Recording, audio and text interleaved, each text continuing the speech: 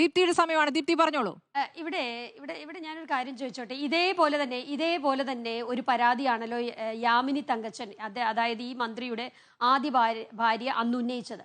അന്ന് ഇത് ഉന്നയിച്ചപ്പോൾ അന്ന് ഉമ്മൻചാണ്ടി ഗവൺമെന്റ് എന്താണ് ചെയ്തത്? ഉമ്മൻചാണ്ടി അദ്ദേഹത്തെ കൊണ്ട് രാജിവെപ്പിച്ചു പുറത്തു നിൽക്കാൻ പറഞ്ഞു. അന്ന് ഇത് പരാതി വന്നിട്ടല്ല ചെയ്തത്. പിന്നെ അന്നത്തെ പാർട്ടി സെക്രട്ടറി എന്തുകൊണ്ട് നടപടി എടുക്കാൻ വൈകുന്നു, ഉളുപ്പില്ലേ വെച്ചുകൊണ്ടിരിക്കാൻ എന്ന ചോദ്യം ചോദിച്ചിരുന്നു കേട്ടോ ദീപ്തി. അല്ല, അതാണ് രാജിവെച്ചല്ലോ, അന്ന് രാജിവെപ്പിച്ചു. അന്ന് ഗണേഷ് ദീപ്തിയുടെ സമയമാണ്. ദീപ്തിയുടെ സമയമാണ്.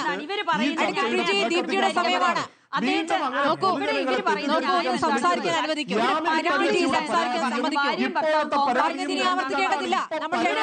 ഭർത്താവിന്റെ പ്രശ്നം നമ്മൾ ചർച്ച ചെയ്യുന്നത്. ശരി ശരി, ഞാൻ പറയട്ടെ.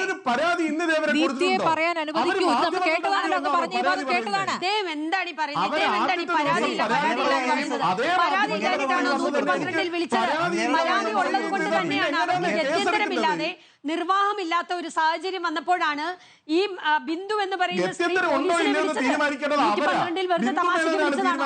എന്തിനാണ് പോലീസ് വന്നത്? നിങ്ങളാണ് തീരുമാനിക്കുന്നത്.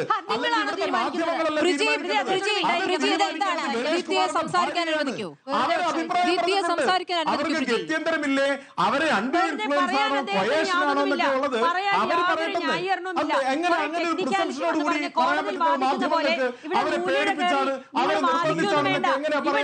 ഇവിടെ ഇടതുപക്ഷത്തിന്റെ മന്ത്രി തെറ്റു ചെയ്തിരിക്കുന്നു.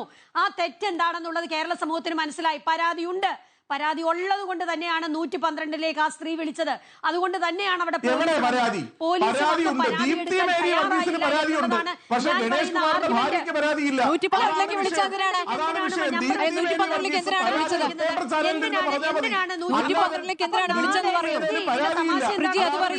നാളെ എനിക്കോ 112-ലേക്ക് വിളിച്ചത് എന്തിനാണ്?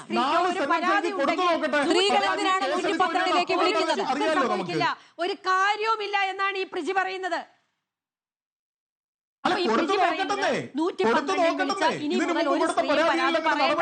എന്നാണ് പറയുന്നത്. ആ പരാതി കൊടുത്തിട്ടും പരാതിയില്ല എന്ന് പറഞ്ഞിട്ട് ഇവിടെ ഒന്ന് ഉളുപ്പില്ലാതെ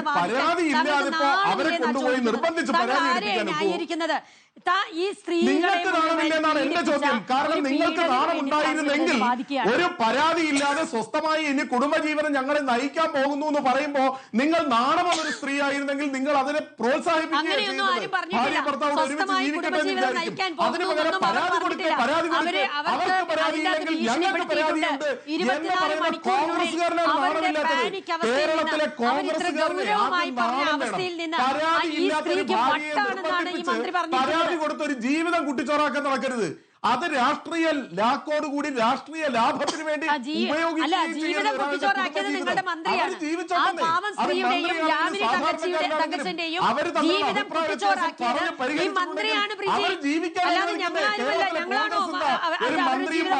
വഴക്കിട്ടാൽ അത് പരിഹരിച്ചാൽ അവർ ജീവിക്കാൻ അനുവദിക്കാത്തതിന്റെ കാരണം എന്താ? അതാണ് നിങ്ങൾക്ക് കേരളത്തിലെ കോൺഗ്രസ് അത്തരത്തിലുള്ള കാര്യങ്ങളൊന്നും പറഞ്ഞില്ല. ഇവിടെ ഒരു മന്ത്രി യാതൊരു ഉളുപ്പുമില്ലാതെ പറയുകയാണ് എനിക്ക് 5000 പ്രണയമൊന്നുമല്ല, അതിന് പറയുന്നത് എക്സ്ട്രാ മാരിറ്റൽ റിലേഷൻ എന്നാ പറയുന്നത്. താങ്കളുടെ നിയമവകുപ്പിൽ താങ്കൾ പഠിക്കുന്ന നിയമ പുസ്തകത്തിൽ എക്സ്ട്രാ മാരിറ്റൽ റിലേഷനെ എങ്ങനെയാണ് കാണേണ്ടതെന്ന് പറഞ്ഞിട്ടുണ്ട്. നിങ്ങളൊക്കെ ഈ 5000 പേരെ ഞാൻ ഭാര്യ ഉണ്ടായിട്ടും ഞാൻ 5000 പേരുടെ കൂടെ പോകുമെന്ന് പറഞ്ഞ ഒരു മന്ത്രിയുടെ ധാർമ്മികതയെ പറ്റി ചിന്തിക്കാതെ, അതിനെക്കുറിച്ച് ചർച്ച ചെയ്യാതെ താങ്കൾ കോടതിയിൽ പറയുന്ന കുറെ മുട്ടാപ്പോക്ക് ന്യായങ്ങൾ പറഞ്ഞ് ഇവിടെ വന്നിട്ട് ചർച്ച ചെയ്യാണ്. കേരളത്തിലെ സ്ത്രീകളുടെ മാനത്തിന് നിങ്ങൾ വില പറയുകയാണ്. ഇടതുപക്ഷ ഗവൺമെന്റിലെ മന്ത്രിമാരും മുഖ്യമന്ത്രി ഉൾപ്പെടെ ഇവിടെ കേരളത്തിലെ സ്ത്രീകളുടെ മാനത്തിന് വില പറഞ്ഞുകൊണ്ടിരിക്കുകയാണ്. ഇവിടെ ആ പ്രിയപ്പെട്ട കുട്ടി വക്കീൽ ഇവിടെ പറഞ്ഞല്ലോ, ഒരു മിനിറ്റ് അവരിവിടെ പറഞ്ഞല്ലോ മുഖ്യമന്ത്രിയുടെ മകൾക്ക് എന്താ കാര്യം. സത്യമാണ്, മുഖ്യമന്ത്രിയുടെ മകൾക്ക് ഒരു കാര്യമില്ല. പക്ഷേ പുറത്തുപോയി പറയാൻ നാണക്കേടുള്ളത് കൊണ്ട് മുഖ്യമന്ത്രിയുടെ മകൾ ഒരു സ്ത്രീയാണല്ലോ, അവരോട് പറഞ്ഞാൽ എന്തെങ്കിലും മാർഗമുണ്ടാകുമെന്ന് വിചാരിച്ചിട്ടാണ് മുഖ്യമന്ത്രിയുടെ മകളോട് പോയി പറയുന്നത്.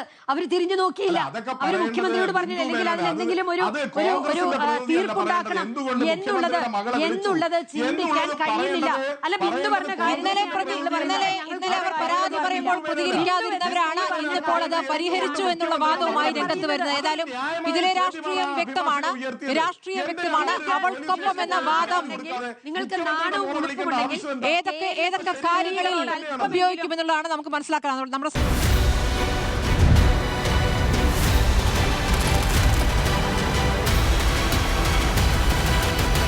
ഡിബേറ്റ് വിത്ത് സ്മൃതി പരുത്തിക്കാട്.